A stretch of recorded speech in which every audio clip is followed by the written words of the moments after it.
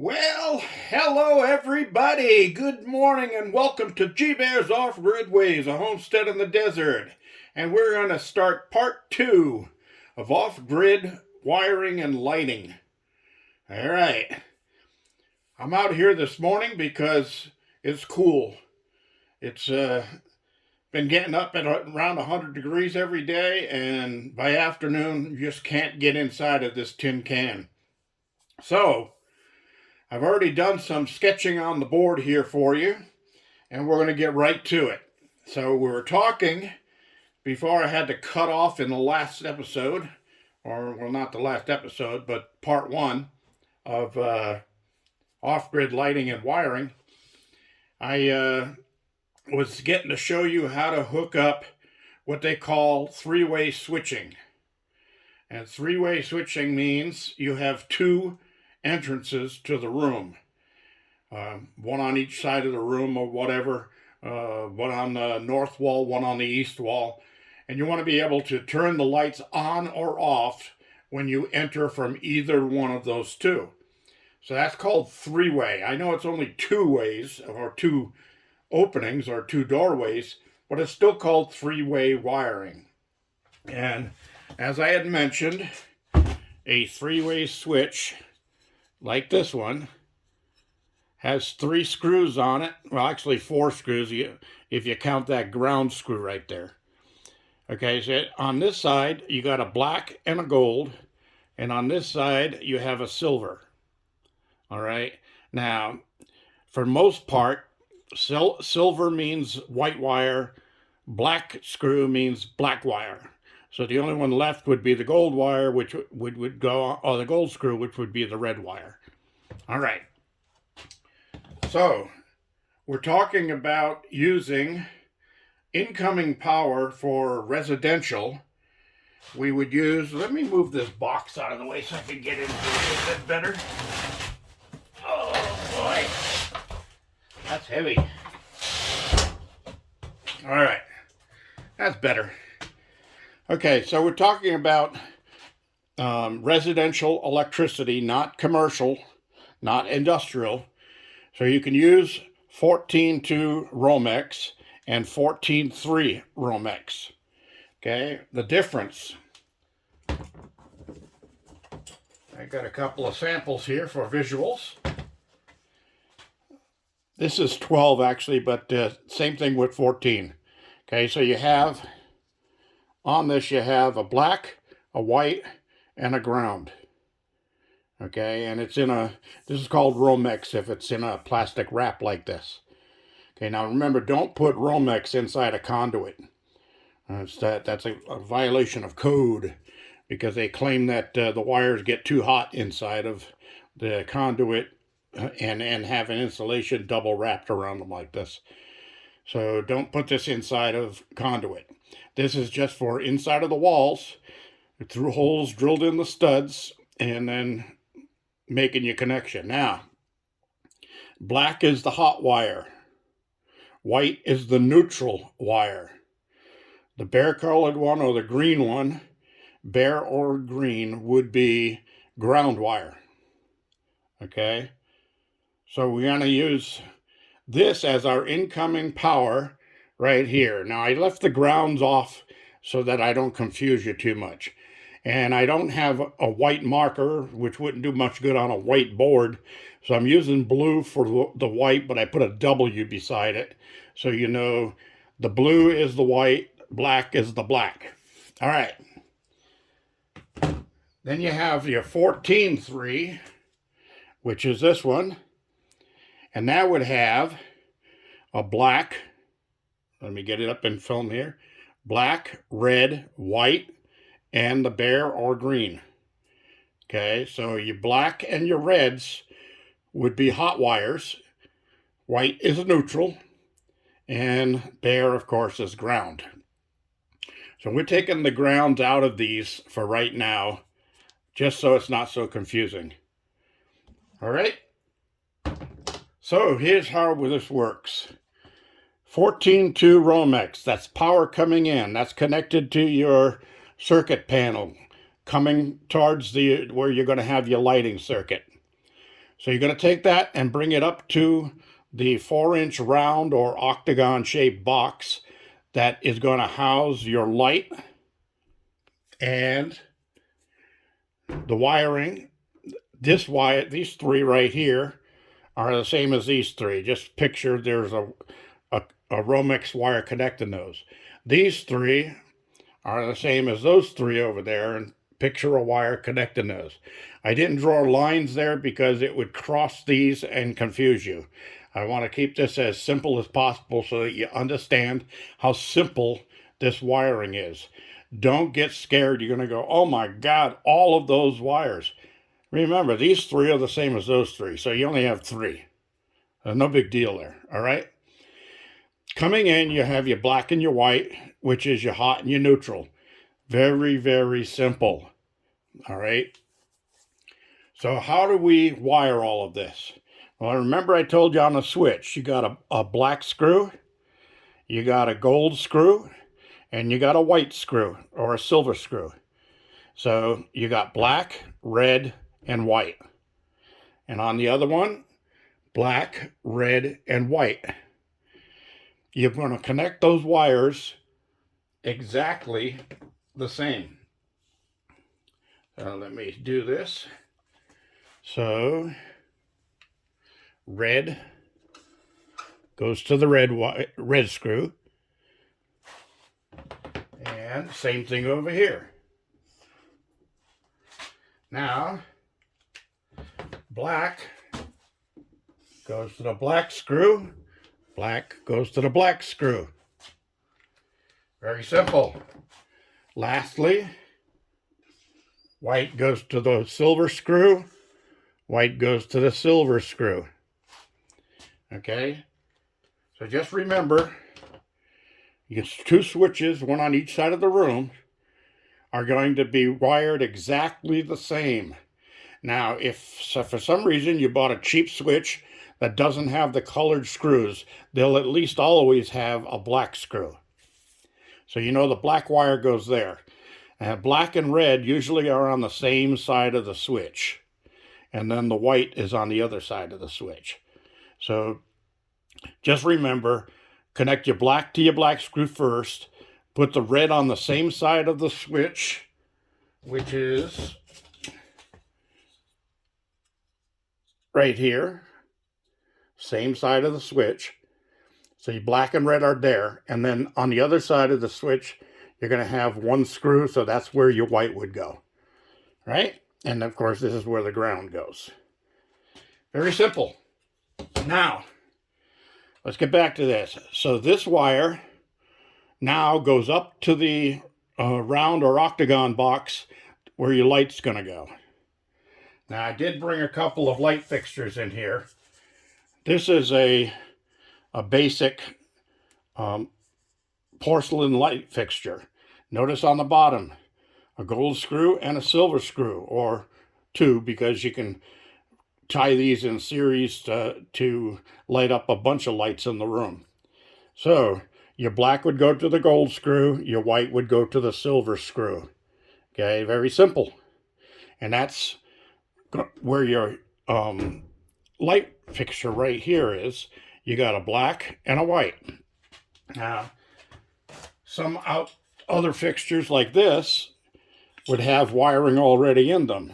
So they get the black for the hot, the white for the neutral, and the ground for the ground. All right, you could usually tie the grounds directly to the metal boxes. Don't tie it to a plastic box. That doesn't work. Okay, so anyway, now if you took the power coming in and you hooked your black up here and your white up here, the light would come on. But you wouldn't have any way of shutting the light off. It'd be on all the time unless you threw the breaker. So that's where your switch comes in. So what they actually do is you would cut the black wire and connect it to a single pole switch, which has just two screws on the same side. So you had the black on your light going on one side, the black from your hot wire on the other side, and all this does is break and connect those two wires. Okay, that's all the switch does. Now, a three-way switch is a little more complicated. We won't get into that. I'm just going to show you how to wire it in case you have to do a wiring on this. All right? So, first thing I always do, you got these two wires coming off those switches going up to the ceiling where your light box is, or to the wall where your outdoor light is, whatever. And inside that box you have all these wires. You got a black and a white here, you got a black and a white here, then you got a black, white, and red, black, white, and red here. So we want to simplify this as quickly as possible, because all you need going to your light is a black and a white. So first thing we're going to do is connect the two reds, okay? And you would use what's called a wire nut. You can look up wire nuts online and you'll see what those are. Okay, so you got your two reds connected. So the next thing you want to do is connect your two whites.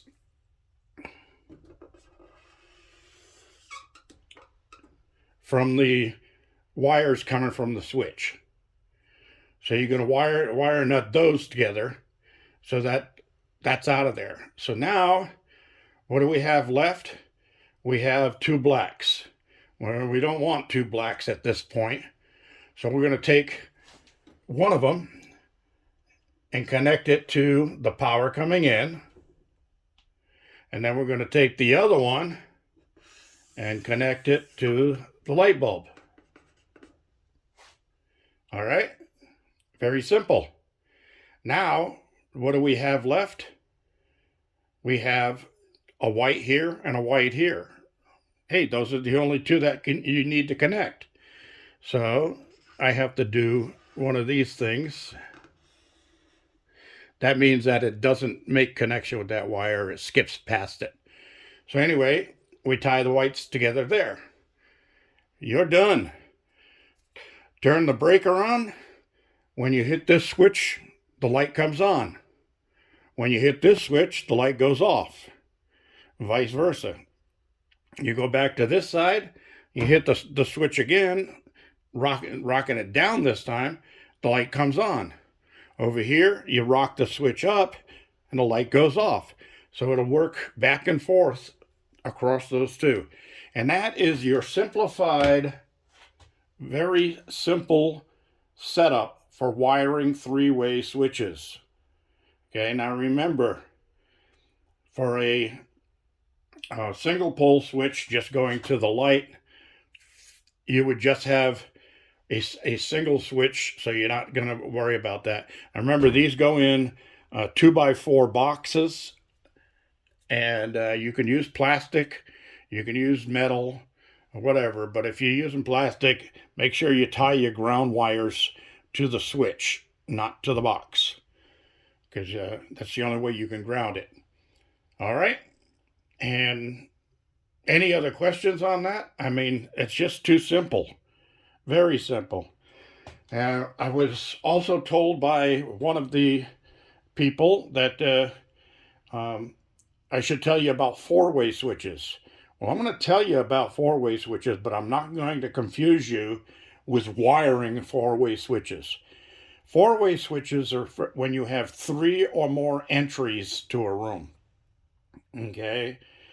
For the most part, we off-gridders will never have three or more entries to a room. We might have two entries to the room, but not three or more. That's usually big mansions, things like that, where they've got a big center family room, and they've got a bunch of entries that come from all different directions into that room. So when they're having parties, people can come and go from different directions. Okay? We don't really need to get into four-way switching, so I'm not going to touch on that. Single pole switching and three-way switching is what you're going to use the most of. And okay, who's going to tell me if this looks like a face or not? All right, so let's see, what else did I want to touch on? Oh yeah, Andy also mentioned He always carried, he was an electrician's helper, and he carried a thing called a cricket in his pocket all the time. And that's actually one of these. Okay, this is called a voltage tester. This tells you if you got voltage without actually having to touch the wiring. So what you would do is turn this thing on, and then you would put it near the black wire, and if it makes a flashing light and a tweet like a cricket, then that means that you've got power in that line. So go shut the breaker off. All right, so that's what he was talking about when he was talking about a cricket. Now, of course, there's no power in this line right now. All right, just kidding. Anyway, those are not very expensive, and you can find them at most of your hardware stores and big box stores. And it's always a good thing to have one on hand. I don't rely 100% on that. I prefer to use what's called a wiggy, and I don't have that with me, but it's a little tester unit. It's got a little gauge on it with a black and a red wire, and you can put a black and a black and a red. No, what does it have? It has a black and a red. Yeah. So you take the black and put that to the ground wire, and then take the red one and touch it to your hot wire. And if the gauge shows any contact there, then you've got a hot circuit. So you want to go shut off the breaker. All right. Anybody have any questions about that? Just down in the comments. I also fixed my PIE, which is watts equals volts times amps, or P equals I times E. And the way I was taught in a electric class, draw a circle for a pi, put a line across it. You got your P at the top, your I, and your E. So power, which is watts, is I times E. I is current, E is voltage, or amps and volts. Okay? So E stands for energy, so you just think energy, volts. So if you want to reverse this to get a different missing item, you want to know what the volts are, you divide the amps into the watts, and it tells you what your volts are. If you want to know what the amps are, you divide your volts into the watts, and that'll give you that. All right? So just remember, volts times amps equals watts. So if you got watts, you can divide by volts and it'll give you amps, or you can divide by amps and it'll give you volts. Simple stuff, right, guys? All right. I hope that cleared things up for you. Go towards the light. Go towards the light. All right, everybody. Thanks for joining me. This is G Bear saying, don't forget to give me a thumbs up. Don't forget to subscribe and share. And signing off.